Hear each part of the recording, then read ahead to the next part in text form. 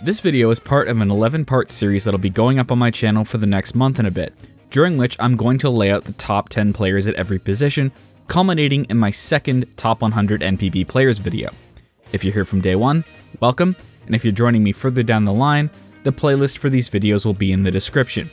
Feel free to skip this bit if you've already seen one of these videos, because this part will be the same for every video. These players will be ranked using a similar system to the one I used in my first Top 100 video like 2 years ago. First, you take a player's average wins above replacement per season, then multiply that by their 7-year peak WAR to give you a points score. A player will have had to play at least 5 years in NPB to qualify for this list, unless they are a DH, in which case it's 4. Why so low? Well, I wanted to include both foreign players and players that are currently playing in NPB. Unlike last time, however, I will not be penalizing domestic players who barely played in their first couple seasons in NPB, as it isn't really a player's fault if they were called up before they were ready. However, seasons at an end of a player's career in which they did not play much but still tried to hold on will count against their score. Why am I ranking them like this? Well, I dislike subjective rankings and wanted a way of making an objective ranking without just ranking players by wins above replacement, which anyone can do if they know where to look. Speaking of, all the data from 1936 to 2022 comes courtesy of NPBstats.com, and anything from 2023 and 2024 comes from Deltagraphs. Both sites use the Fangraphs WAR model. With that formality out of the way, let's jump into it. Center field is probably the most prestigious position in baseball. It is also the most physically demanding position. As a center fielder, you cover more space than anyone else. Approximately 80% of the outfield is your domain, and even when you don't get to the ball first, you are backing up the play. As you can imagine, great defense is not a bonus, it is an expectation. As well as defense, the speed needed to effectively defend also makes center fielders some of the most prolific base stealers in baseball history, as well as contact-hitting dynamos able to leg out infield singles like no one else. It is also an incredibly deep position. While only 10 center fielders will be discussed in this video, 16 appear in my top 100. These are the top 10 center fielders in NPB history.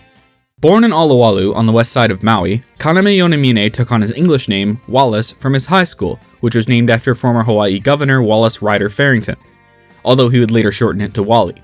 An All-American in both baseball and football, Yonamine originally signed with the San Francisco 49ers in 1947, but only played 1 year for the team, as he was cut after he broke his wrist in the offseason. Undeterred, he threw himself into baseball. After a great season in Class C ball with the Salt Lake Bees in 1950, Yonamine was noticed by both San Francisco Seals manager Lefty O'Doul and Yomiuri Giants scout Suneo Kapi Harada. He would sign with the Giants soon after. Yonamine was immediately popular with Giants fans, as he was soft-spoken, down-to-earth, and always made time for them, unlike some of his peers. By his second year in 1952, he was a superstar, batting .344 while putting up a 160 WRC+, as his small but powerful frame from his time as a running back made him a machine on the base paths. His 9.2 WAR campaign in 1956 remains a Giants record for foreign players and ranks third all time. The next year, he would become the first foreign player to win CL MVP. In the early 60s, Yonamine would act as a player coach for the Chunichi Dragons, and would convince Larry Doby and Don Newcomb to sign on in the second half of the 1962 season, making them the first black players in the Central League. He would later become the first American manager to win a pennant in NPB when he led the Dragons to the 1974 CL pennant. He would be elected to the Japanese Baseball Hall of Fame in 1994. Perhaps the most underrated player in NPB history, the reason Toshio Naka gets overlooked has nothing to do with his play and everything to do with when and where he played. Hailing from Maebashi in Gunma, Naka would sign with the Chunichi Dragons in 1955, the year after they'd won the Japan Series. An elite defender early on, Naka's lack of hitting would seem get widely overlooked by the public, but by 1959 he was a 5-tool player, and in 1960 he would put up one of the greatest all-round seasons in NPB history. 50 steals, a 153 WRC+, and 8.8 RDEF, good for 7.9 WAR. However, he only hit 7 home runs, and played for a mediocre Dragons team, so a lot of the baseball viewing public just kinda shrugged. Naka remained a superstar throughout most of the 60s, but his hitting regressed to just good, and he never came close to a batting title, so again, he got ignored. Then in 1966, he finally brute forced his way into the conversation. He batted .343, hit a career-high 18 homers, and stole 22 bases, and put up a career-high 160 WRC+, netting him 8.5 WAR. Sadly, this year led to him getting an unfair reputation as a one-year wonder, or a two-year wonder if you count 1960, instead of the ruthlessly consistent star he was. By WAR, he is the best player not in the Japanese Baseball Hall of Fame, and is the best player in Chunichi Dragons history, a fact that confuses a lot of people, even historically conscious Dragons fans. Hopefully, a renewed analytical look at his career will see him enshrined in the Japanese Baseball Hall of Fame someday. When the Ibaraki-born Kenjiro Tamiya entered Nihon University in 1946, he didn't expect to play baseball. A judoka since middle school, Tamiya was a second-dan black belt who hoped to compete for the school in national tournaments. But the baseball team also took notice of his athletic ability and convinced him to join up. He would bat .427 in the fall of 1947, which would make every JPBL team stand up and take notice. He would end up dropping out of Nihon University to join the Osaka Tigers in 1949. But then he learned that pro ball was a lot harder than university ball. However, after becoming a full-time outfielder in 1954, his career blossomed, and he found his offensive footing again. By 1956, he was one of the best players in NPB, and had put up a 180 WRC+ and 7 WAR 3 years in a row. However, this led to a problem. The Tigers didn't want to pay him. After the Tigers refused to pay him his 10-year bonus, he actually ended up being released, which essentially made him Japan's first big-name free agent. After a bidding war between the Kintetsu Buffaloes, Hiroshima Carp, Hankyu Braves, and Daimai Orions, Tamiya would choose the Orions, and would help lead the club to the 1960 pennant, forming a three-headed offensive monster with two other Hall of Famers, Kihachi Enomoto and Kazuhiro Yamauchi. However, they would lose to the Taiyo Whales in what many deem to be the greatest upset in Japan Series history. From there, Tamiya would steadily slow down and would retire in 1963. He would be elected to the Japanese Baseball Hall of Fame in 2002. Better known as simply Nori, Norichika Aoki was born in the small town of Hyuga, Miyazaki, and starred locally. However, his school never made Koshin, so he didn't get much NPB interest. He would convert from pitcher to outfielder and enroll at Waseda University, where he would dominate the Tokyo Big Six at the turn of the millennium. That caught the attention of the team that shared the Big Six's stadium, the Tokyo Yakult Swallows, who took him with their 4th-round pick in the 2003 draft. After playing just 10 games in 2004, Aoki would set a new Central League record for hits with 202 in 2005, becoming the second player in NPB history to hit 200 hits in a season after Ichiro. That made him the obvious choice for Central League Rookie of the Year. Aoki would be the face of the Swallows for the rest of the decade, even though he would lose his hits record to Alex Ramirez. His combination of elite contact hitting, on-base ability, and defense made him the best leadoff man in NPB by a wide margin. And in 2010, he would become the first and so far only NPB player to record 200 hits in a season twice, finishing with 209. While that got him the Swallows record back, Matt Merton would beat him to the hits title with 214. After another elite season in 2011, he would try his hand at MLB. While it's outside the purview of this video, Aoki spent 6 years as a solid MLBer before deciding to return to NPB in 2018. When he did, he joined a Swallows team that missed him dearly, and while he'd shuffled into a background role by 2022, he still won a well-deserved ring. Aoki would retire after the 2024 season with the 5th most hits of any Japanese major pro baseball player. Born and raised in Yokosuka, Shogo Akiyama had a bit of a different route to baseball stardom. Firstly, he didn't attend Yokohama High, as many top prospects from Kanagawa did. Instead, he went to Yokohama Sogakukan High, who didn't make Koshin. After that, he went north to Hachinohe University in Aomori, where he would dominate the Northern Tohoku League as a freshman, and finished his university career with a batting average well over 400. That got him drafted in the 3rd round by the Saitama Seibu Lions. Like Aoki before him, Akiyama would become one of the best leadoff hitters in NPB by his 2nd season, but nobody was ready for his 2016 season, where he set a new NPB record with 216 hits, more than 60 more than his previous best. His elite contact hitting would continue for the rest of the decade. However, the Lions could never do anything in the postseason. After back-to-back PLCS exits, Akiyama would declare free agency and join the Cincinnati Reds. His time in Ohio was not good. While he wasn't the worst hitter in baseball, like some people claim, he wasn't good, although his elite defense kept him above replacement level. There were a lot of reasons why, but let's just say after failing to crack the Padres roster in 2022, he would return to NPB, signing with the Hiroshima Carp. Since then, Akiyama has been both a solid player and a leader on a carp team that is probably the most unpredictable squad in Japan, and he'll probably end up finishing his career in red. Hailing from eastern Osaka, Yutaka Fukumoto grew up with speed as a constant in his life. He would play triangle baseball in his youth and run deliveries for both his dad's ramen shop and his mom's futon repair business. Despite making Koshin in 1965 with Daitetsu High School, Fukumoto went undrafted and would instead join Matsushita Electric's corporate ball team. There, he would be a star and got noticed by the Hankyu Braves when they came to scout his teammate Hideji Kato. They would end up taking both in the 1968 draft, which ended up being one of the deepest of all time. Fukumoto would be their 8th round pick, and by 1970, he'd be the club's starting center fielder. He would immediately make his mark, stealing 75 bases. His stolen base total wouldn't drop below 60 for the rest of the decade, and wouldn't drop below 50 until 1984. He would win the PL stolen base title every year from 1970 to 1982. 13 years in a row.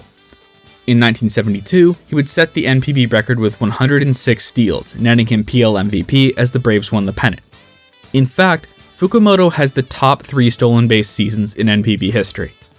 Fukumoto was a cornerstone of the mid-1970s Braves dynasty, helping them win 4 consecutive pennants and 3 consecutive titles in that time, as well as another pennant in 1984. When he broke Lou Brock's stolen base record in 1983, he told the press that he wanted to finish his career with 1,107 steals, because his birthday was November 7th. Unfortunately, he would only steal 9 bases in the last 2 years of his career, and would decide to retire when the team mistakenly announced that he would, after the 1988 season. He and Rickey Henderson remain the only members of the 1,000 Steals Club, and he would be elected to the Japanese Baseball Hall of Fame in 2002. One of the greatest players of the current era, Yoshihiro Maru hails from the coastal town of Katsuura, Chiba. After helping Keizai University High School make pretty much every high-profile baseball tournament in the mid-2000s, Maru would be drafted by the Hiroshima Carp in the 3rd round of the 2007 high school draft. While he wouldn't crack the roster until 2010, and didn't do so full-time until 2011, once he did, Maru quickly became the offensive face of the Carp, becoming a clear sign of things to come. In 2013, Maru would have his first All-Star caliber season as the Carp finally made their first playoff appearance since 1991. Then he would put up a 7-WAR season, becoming undoubtedly the new face of the team. From there, Maru became a beacon of consistency, as his WAR didn't drop below 5 for the next 8 years, during which time he won 7 Gold Gloves. Another 7-WAR campaign would see him get CL MVP in 2017, and his magnum opus came in 2018, when he put up a 189 WRC+, 8.2 WAR, and won CL MVP again. Then he became a free agent. Most expected him to try and make a run at MLB, but instead he signed with the Yomiuri Giants. While he wouldn't quite reach his level of back-to-back MVP seasons, he still helped them win back-to-back pennants in 2019 and 2020. Just don't ask how those Japan series went. Though he doesn't play center field much anymore, Maru remains a solid piece of the Giants' offensive core going into his age 35 season. The man is already a no-doubt future Hall of Famer, with the only thing left for him to win being a championship. Often referred to in the English-speaking world as Japan's Mike Trout, Yuki Yanagita has the blessing that few athletes will ever have, becoming the face of a dynasty. Born in Hiroshima and attending the prestigious Hiroshima Commercial High School, Yanagita attracted a lot of attention from a young age from both NPB and MLB clubs, but was deemed too scrawny to make it as a pro. He would stay local and attend the Hiroshima University of Economics and dominated the Hiroshima 6 League to such an extent that he made himself impossible to ignore. Had Yanagita gotten his way, he would have joined the Hiroshima Carp in the 2010 draft, but they saw fit to enter the Tatsuya Oishi sweepstakes, and then take Yuya Fukui when they lost that, and then Kyohei Nakamura in the 2nd round, none of whom did much of anything. Instead, the Hawks took him with the final pick of the 2nd round. Joining what was already a dominant team, Gita didn't get many reps in until 2013, but when he did, he quickly proved himself to be one of the best hitters in NPB, with a 150 WRC+. Then when the Hawks dynasty kicked into full gear in 2014, Gita was their face. In 2015, he would put up one of the greatest seasons in NPB history, a 333, a 217 WRC+, and 11.5 WAR. He'd then go on to put up 8 WAR in 4 of the next 5 seasons, during which the Hawks won 4 consecutive titles. While Gita has slowed down from his ridiculous peak, and his defense has taken a hit as he enters his mid-30s, he is still a premier hitter, an all-time Hawks legend, and a no-doubt future Hall of Famer. NPB doesn't really retire numbers, but don't be surprised if the Hawks reserve Gita's number 9 when his career is over. Nicknamed Mr. Red Helmet, Koji Yamamoto was born in the Hiroshima suburb of Itsukaichi in 1946. His family were Carp fans from day one, and whenever his father could get time off work, he would take his entire family down to games at Hiroshima General Stadium and later Hiroshima Municipal Stadium. Koji, seeing his team lose more often than not, dreamed of being the one to lead them to greatness. Despite being scouted by the Nankai Hawks at a high school, Yamamoto would instead go to Hosei University, destroy the Tokyo Big Six League, and would get taken by the Carp second overall in the absolutely stacked 1968 draft. The rest is history. A regular from day one, Yamamoto was a true 5-tool player. He could hit for power, hit for contact, run incredibly well, and is probably the greatest defensive center fielder of all time. Having an RDEF over 15 as an outfielder is incredibly rare. It's only been done 38 times in NPB history. Yamamoto did it 4 times, including 1974, which is the 3rd best defensive season by an outfielder in NPB history. Again, of the 38 seasons in which an outfielder put up an RDEF over 15, only 6 saw a player hit more than 25 homers. Yamamoto is 4 of them, including hitting 44 homers in 1977, setting a franchise record that still exists today. That would be the first of 5 consecutive 40-homer 1000 OPS seasons. Koji was the captain for all 3 of the club's Japan Series titles, and he would retire after their infamous loss in Game 8 at the 1986 Japan Series, finishing with a Carp franchise record of 536 homers. He would be elected to the Japanese Baseball Hall of Fame in 2008, and his number 8 is retired by the Carp. The son of a new religion bishop from Ishikawa Prefecture, Hideki Matsui is one of a long line of future Yomiuri Giants superstars who grew up rooting for the Hanshin Tigers. Attending the comically dominant Seiryo High School in Kanazawa, Matsui wowed the nation with his hitting and pitching ability at Koshin. In fact, at 1992 Summer Koshin, he was intentionally walked 5 times in a row, because he was seen as the only credible threat in Seiryo's lineup. This, as you can imagine, upset quite a few people, but they weren't as upset as Matsui when he found out that of the 4 teams that ended up taking him in the 1992 draft, the team that won the lottery was the Giants. Matsui seriously considered turning them down or demanding a trade to the Tigers, but Giants manager Shigeo Nagashima would essentially use his influence to guilt him into signing, telling him, "It was my idea to draft you, don't make me look like a fool." Matsui would make his pro debut right away, but his defensive woes were apparent almost immediately, so he took after his neighbors in the outfield, who happened to be Lloyd Mosby and Jesse Barfield.